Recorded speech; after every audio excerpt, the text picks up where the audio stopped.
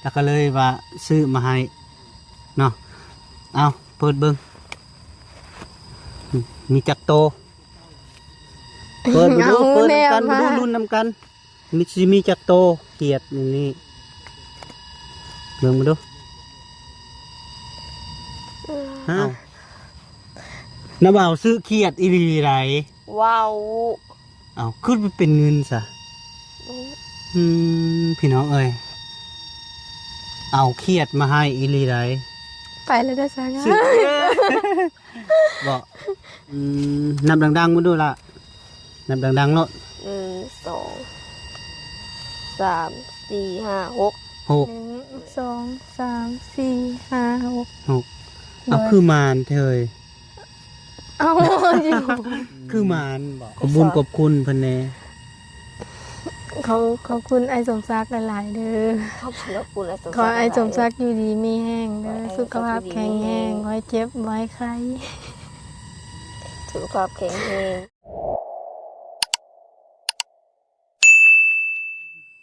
พี่น้องเอ้ยเนาะพอดีเปิดคลิปเปิดภาพกับพอดีหอบคำพี่น้องเอ้ยเนาะตอนนี้ก็ได้พี่น้องเอ้ยเนาะพอดีผมมาเจอกับน้องน้องน้องอุ้งอิงคือเก่าพี่น้องเอ้ยเนาะยังอยู่ทงหน้าพี่น้องเอ้ยเนาะมืดคำพี่น้องเอ้ยเนาะขาดตักทายสบายดีเด้อพ่อแม่พี่น้องมาสุขสุขคนบอกว่าอยู่ในหรือต่างประเทศก็ยินดีตอนรับก็สู้ซองเบาแก้วสะพานบุญเด้อพี่น้องเนาะเป็นซองไม้พี่น้องเนาะกับเบาแก้วหักเปิดเนาะพอดีเบาแก้วก็ยังอยู่ที่นาของน้องแล้วก็เลยว่าสิคุยกับน้องๆอีกน้อยนึงพี่น้องเนาะพอดีแก้วเบาแก้วซื้อเครียดมาให้น้องๆพอดีเมื่อปิ้งตอนแรงพี่น้องเนาะเอาเฮ็ดจะได้ปิ้งเฮ็ดจะได้กินนี่เจ้านะเครียดสมมติว่าเครียดมันก็ปูป่นบ่ต้มป่นพอดีอายซื้อเครียดมาให้มาพาใครเจ้าเด้อเจ้ามีอยู่บ่ของกินแรงมีแต่มีแต่อายเพิ่นซื้อมาให้บ่มีเนาะ พอดีอายซื้อเครียดมาให้กะโบรายดอกก็ประมาณอยู่โลนึงบ่จะจับให้สิหนักได้หน่อยนึงเด้จับบ่ดูแน่เฮ้ยเครียดของอายคักใจปิ้งหรือว่าป่นเนาะป่นแล้วก็ลวกผักพร้อมเนาะเป็นยังพี่เจ้าคือยังบ่ทันมื้อไก่ยังขึ้นนอนขึ้นแล้วบ่เนาะขึ้นแล้วไก่ยังบ่ทันขึ้นนอนแล้วก็เลยพักก่อนเนาะพี่น้องไก่ยังบ่ทันขึ้นนอนอยากเลื่อมตาเด้อเลยอดได้อยู่ที่ไหนนะจิบเดี๋ยวนั่นล่ะบ่ะสู้เนาะนี่เป็นไง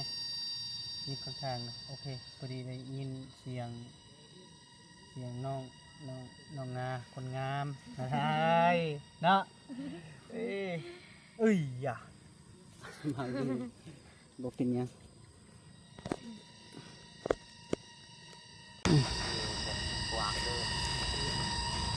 น้องพอดีแจงคักอยู่พี่น้องพอดีนะบ้าวซื้อเครียดมาให้นี่กะจะใครจุเจ้านะเมื่อเฮ็ดกินแรงสู่พ่อแม่กินเด้อสู่อายกินแล้วก็สู่ป้าแหละว่าง่ายๆกะจะใครจุเจ้านะเมื่อตอนนะ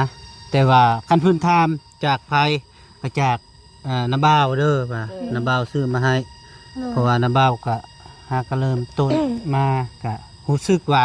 โอ้ยอยากซื้อเครียดมาให้น้องๆเด้ว่าจังซั่นพอเพิ่นบ่มีผู้หาว่าซั่นกะน้องๆเพิ่นกะยามนี้ก็ฝนบ่ตกเนาะกระปูก็บ่ออกก็เลยเฮาก็บ่ได้ไปขุดแม่นบ่เนาะแล้วก็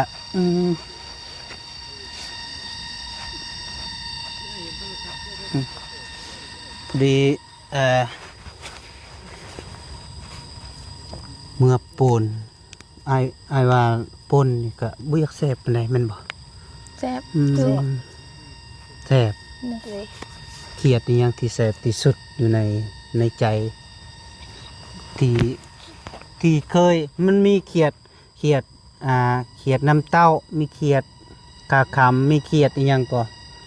เคียดติก เครียดสายเครียดติกเครียดอีหยังที่แซ่บกว่าหมู่ เขียน เครียดหน้า เลย เครียดหน้าแบบใดวะเครียดหน้า เคียดโมนี่ เครียดโม เคียดโมเคียดโม โมเวลามันห้องก็โมอ่ะ บ่ บ่ หอมคือเขียดนะแม่เขาเอิ้นเขียดหมู เคียดหน้า อืมพอดีนาบ่าวซื้อของเข้ามาเลยได้ซื้อยกเลยความเก่าของนาบ่าวเลยพี่น้องเอ้ยเนาะเก่าเลยแล้วก็เลยว่าซื้อมาให้เนาะเอาเปิดเบิ่งมีจักโตเปิดดูเปิดนำกันดูรุ่นนำกันมีจักโตเกียดอย่างนี้เบิ่งมาดูฮะเอาบาทนี่ มันไม่เคียดอะไรนะ แม่นหยัง เงิน เงิน เลย เอาแล้วเอาน้าบ่าวซื้อเขียดอีหลีไร ว้าว เอาขึ้นไปเป็นเงินซะพี่น้องเอ้ยเอาเขียดมาให้อีหลีไร ไปแล้วได้สัก ซื้อบอกก็เป็นเงินออกมานับมาดู มีจักพันนี่ โอ้ ออกมานับมาดูสิมีจักพันเฮ้ยจักพันนะ 400,000 นับมึงดูครั้งแน่มึงดูอ้าวยังมีอีกนับดังๆมึงดูละนับดังๆเนาะ 1 2 3 4 5 6 6 เลย เจ้านับดังๆมึงดูเจะลองนับ 600,000 1 2 3 4 5 6 6เอาคือมานเถย เอาอยู่ คือมานบ่ โอ้ บ่ฮู้ปกติมันก็เนาะของนี่ก็สิมี มันไปซื้อเอาคองเขาใส่เงินบ่ คือสิแม่นนะติมันโชคดีเฉพาะและนำบ่าวฟันเมื่อ เงิน คืน เงินตัวเขาขายเขียดแล้วเขาป้อนก่อนตี คือสิแม่นติ ลงกองก่อนเลย เอาไปส่งได้ไปส่งได้บ่ เขาพูด โอ้โหทางบ่นะอยู่หน้าคำใต้นี่ไอ้ชื่อนะ สบอ โอ้โหทางพี่น้องเอ้ย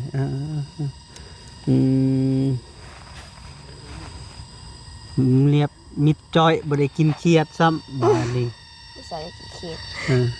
ได้กินหยังบัดนี้สิเอาบ่ล่ะหรือสิไปส่งคืนสิเอาบ่ บ่แม่นของเฮาบ่เอาแล้ว คือซะ ส่งคืนบ่ เด้อ เอาแล้วก็ซั่นน่ะบ่าวเอาได้ เลยเอา เงินน่ะบ่าวเองได้นี่ เด้อ เอ้ยเอามาบ่ให้ได้อีนี่ได้บ่ให้อีนี่ได้บ่นำบ่าวสิถามคำเดียวว่าสิเอาหรือบ่เอา บ่ บ่คือใจดีแท้ เอาบ่แม่นกันเฮาเนาะ คือใจดีแท้เจ้าสิเอาหรือบ่เอา บ่ บ่เอาอีกเอ้า อื้อ เอา ตัวในเกมผู้เดียว เอาข่อยเอาคืนได้ เลย เอ้ย ได้บ่ ได้ บ่เอาดอกเอาเงินที่เจ้านี่ เอา อืมสิให้นำเบาซะเลยบ่ ซะเลย ซะเลยแล้วเนาะ เลย เอ้า ยุ่ง บ่แม่นอันนี้แม่นเงินอายสมศักดิ์เด้อ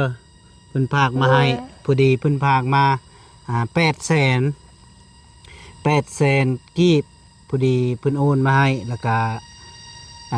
800,000เพิ่นให้ข่อยแบ่งที่เจ้าน่ะคนละ300,000 เลย แล้วก็เราให้ข่อยน่ะ100,000ให้น้องแมน100,000 เลย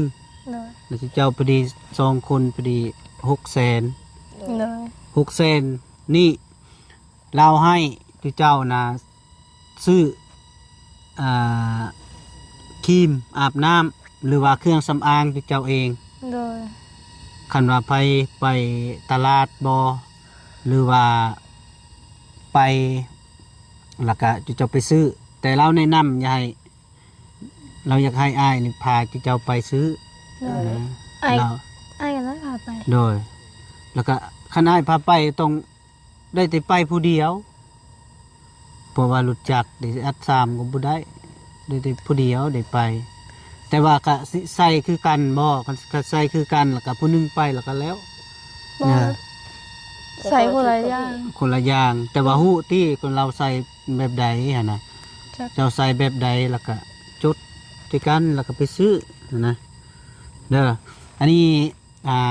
อยากให้เจ้านะขอบขอบอกขอบคุณพะแน่ สอนอีกแล้ว เอ้ย ลืมละ อืมขอบบุญขอบคุณพะแน่ ขอบคุณไอ้สมศักดิ์หลายๆเด้อ ขอบคุณและ ขอไอ้สมศักดิ์อยู่ดีมีแห้งเด้อสุขภาพแข็งแรงไว้เจ็บไว้ไข้ สุขภาพแข็งแรง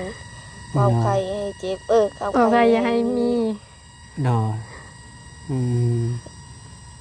เมื่อไร งาม เบิ่งเด้อตามคือนาบาวเด้อเอามานี่ ชื่อนะ 1 2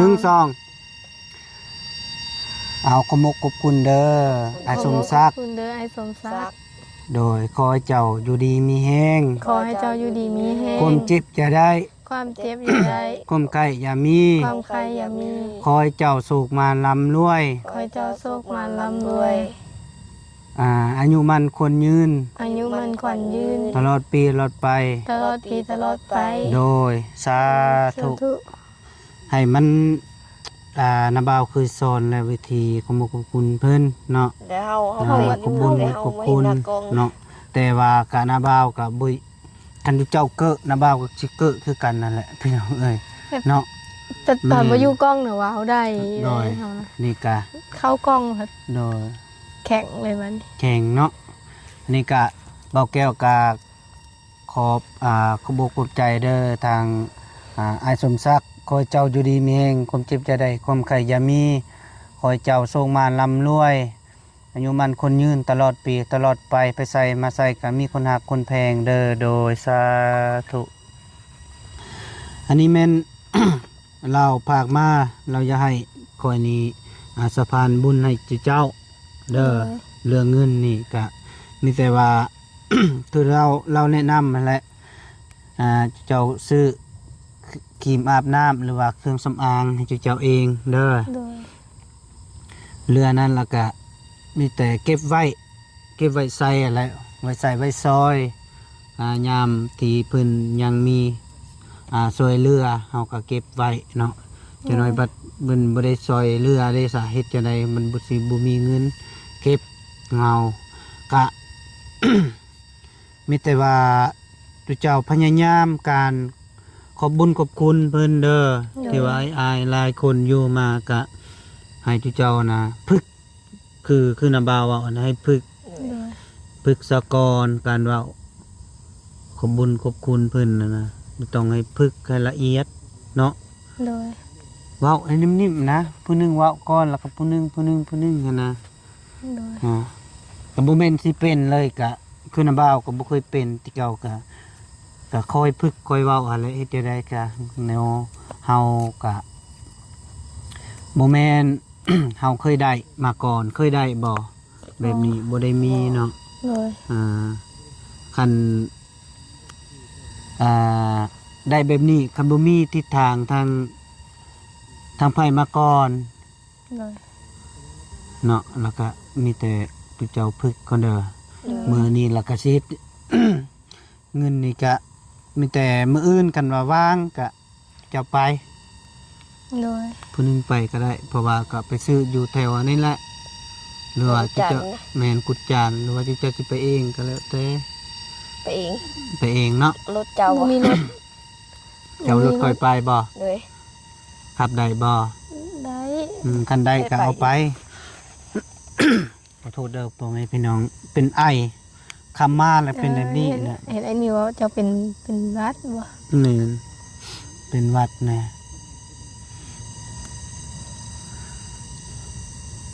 ทั้งนั้นก็ยังคุยสองคนพี่น้องเอ้ยเนาะ ยุงกัดพากันตบยุงปุ๊บ หน่อย เพราะว่ามันก็ ยุงแน่พี่น้องเนาะ ฝนตก ฝนตกแน่มันคึมกะ ยุง กะแมงหินพร้อมอะไรเนาะ เดิน อืม กัดหูแมงน้อย กระทูมีแต่เก็บไว้เงินนี่ผู้หนึงเก็บก็ได้แต่ว่าก็แล้วแต่แบ่งกันคนละ300,000ก็แล้วแต่เจ้า เดิน อยากซื้อหยังก็ซื้อทางเพิ่นแนะนำแบบนั้นแล้วก็น้าเบ้าก็เฮ็ดไปตามนั้น แต่ว่าก็มีอีกบ่บอกเพราะนั้นมีแต่รอรุ่นมื้ออื่นก็สิเป็นจังไดก็น้าเบ้ายังบ่ได้บอกมีแต่สิไปมื้ออื่นเช้าให้เจ้าลุกแต่ดึกเด้อ เดิน ลุกแต่ดึกประมาณ5หรือ6โมงเพราะว่าน้าเบ้ามีเวียกมื้ออื่น เลย เดิน เนาะมีเวียกแล้ว ไอ้ ก็ ที่ สิ มือ ตื่ เพิ่ น นเป็นบ่ แม่นสินอนพี่แล้วก็มื้ออื่นนี่มีการปรึกษาหารือของเฮานี่แหละสิเป็นจังได๋สิเฮ็ดจังไดนะก็มีอยู่เนาะข่าวดีจังน้อย แต่ว่ายังบ่บอกว่าสิเป็นอีหยังนะ เลย แต่ว่าตัวนี้เฮามาบอกก่อนเนาะ อยู่กัน จุเจ้านึกว่ามันสิคิดเป็นจังไดมีข่าวดีของมื้ออื่ จัก นฮู้บ่ บ่ ยังบ่ทันฮู้ติ เดิน เลยคันว่า หาเฮาสินอนบ่หลับอีกแล้ว นอนบ่หลับรอลุ้นเนาะ เดิน รอรุ่นที่ว่า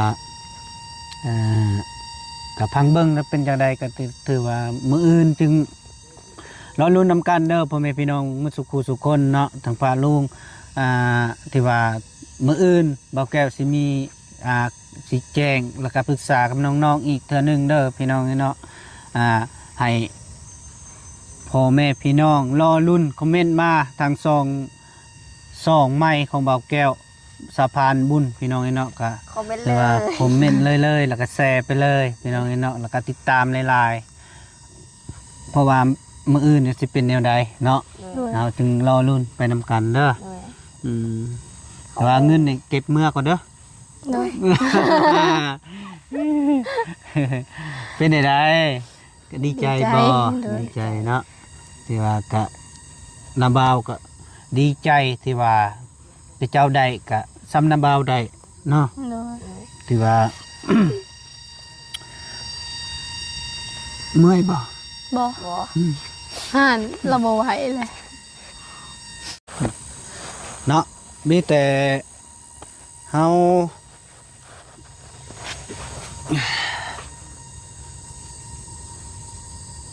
เจ็ดจังไดว่ามื้ออื่นนี่เนาะมีแต่รอรุ่นคือน้ำบ่าวเว้าอะไรเด้อ เดิน เจ้าก็มีหยังก็สู้ๆไปนำกันอดทนมีหยังไอ้ายเพิ่นมาก็ต้องอดทนว่าเป็นจังไดเพิ่นให้คุยแบบใดก็คุยแบบคือเพิ่นเด้อ เดิน นี่คือว่าอาทิตย์สิมานี่สิแจ้งว่าสิขึ้นสิโปน เลย แต่ว่าก็บ่ได้ขึ้น เพราะว่านาบาวมีงานเข้ามาแล้วแล้วก็ต้องได้หยุดซะก่อน เดิ ต้อง น ได้อยู่นำเจ้าซะก่อนสิเป็นใดๆแล้วก็จึงว่ากันเนาะสิให้นาบาวขึ้นบ่ บ่ บ่ บ่ บ่ให้ขึ้นพี่น้องเอ้ยก็บ่เป็นหยังก็อยู่ไปกันนำกันไปเรื่อยๆเนาะ เดิน แล้วก็สู้ๆไปคือว่าที่เป็นจังไรก็จึงว่ากันจึงเนาะ เดิน เรื่องเฮือนเรื่องซานเรื่องบ้านเรื่องซองเรื่องห้องนอกของน้ำก็จึงว่ากันนำทีหลังก็ได้เนาะ เลย เดิน เอาพ่อแม่พี่น้องเอ้ยเนาะถือว่าเบ้าแก้วคุยกับน้องถือว่ามาสะพายน้องซื้อเครียดมาให้น้องก็ เขตบ่ได้เขต เนาะซื้อเครียดบ่ได้เครียดแล้วก็บ่เป็นหยังเนาะ เดิน ถือว่าซื้อเครียดก็ได้เงินก็โอเคอยู่เพียงพ่อแม่พี่น้องเอ้ยเนาะก็ขอบคุณพูนทางเจดีที่ว่ามีสะพานบุญมาให้แล้วก็ขอบคุณเจ้าหลายๆเด้อไอเด้อก่อนอื่นก็คลิปนี้กับเบาแก้วก็อำลาก่อนเด้อพ่อแม่พี่น้องเพราะว่าก็มืดค่ำลงแรงแล้วพี่น้องเอ้ยเนาะก็จะให้น้องๆเพิ่นกลับบ้านสะก่อนขออยู่ดีมีแห้งสุขภาพแข็งอย่าเจ็บอย่าจนอย่าขาดอย่าสูงมาร่ำรวยมาสุขคู่สุขคนเด้อโดยบ๊ายบาย เดิน ครับ